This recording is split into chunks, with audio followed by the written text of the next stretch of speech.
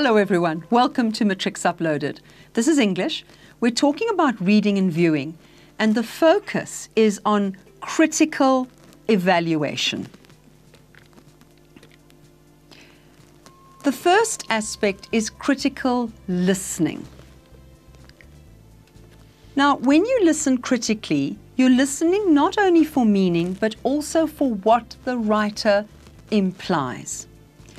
To imply is to suggest a meaning without actually saying it. Implied is your past tense or your past participle, and your noun is implication. So it's imply, and then you get implicate as the verb and implication as the noun. We're also looking at bias and prejudice. Bias refers to an irrational and often unfair preference for or dislike of something. We talk about someone being biased towards someone or someone being biased against someone or something. So is bias clear? It's when you lean either towards somebody or away from somebody. Prejudice is an unreasonable dislike of something or someone, often a group of people. Now, when we're talking about critical thinking, critical listening, critical reading, bias, prejudice, we often use emotive words. We often say that emotive words have a favorable or unfavorable bias. Now let's just remind ourselves quickly, what is emotive language? Emotive language can do one of two things. It either shows the emotional feeling of the writer, or it creates an emotion or feeling in the audience. Let's just look at some examples of words that are favorable or unfavorable. If I say that you are generous, I'm obviously speaking of you quite favorably. You share your cake or your money. I still want to give the idea of your giving to other people. But if I make that unfavorable, I say, oh, you are wasteful.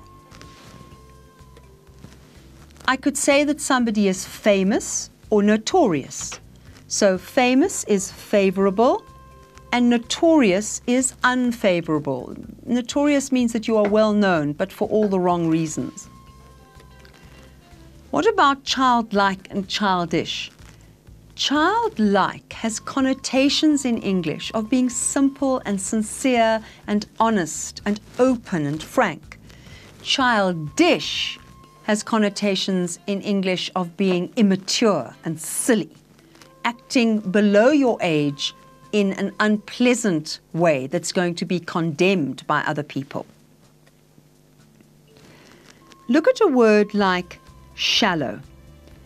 If you use a word like that, are you being favorable or unfavorable? Well, you could say, I need to see this in a context. So if I say something like, you as a character are very shallow, then I'm obviously being unfavorable. I'm suggesting you have no depth. There's no real heart. You are all on the surface. Look at the word nasty, meaning unpleasant, unkind.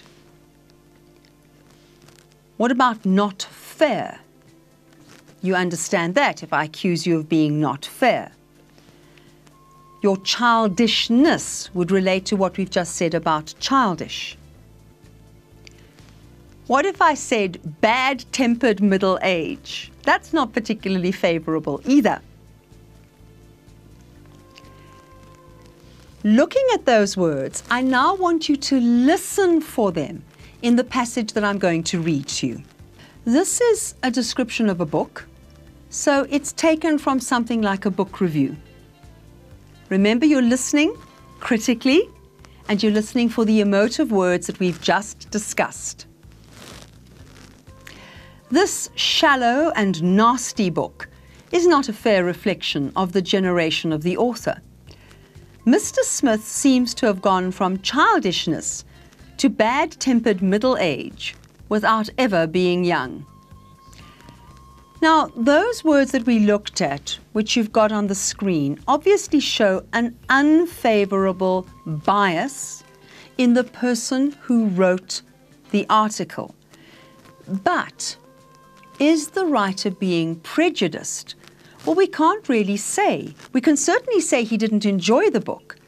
But remember, we said that prejudice is irrational. It doesn't have good reasons behind it. Maybe he's got excellent reasons for hating this book.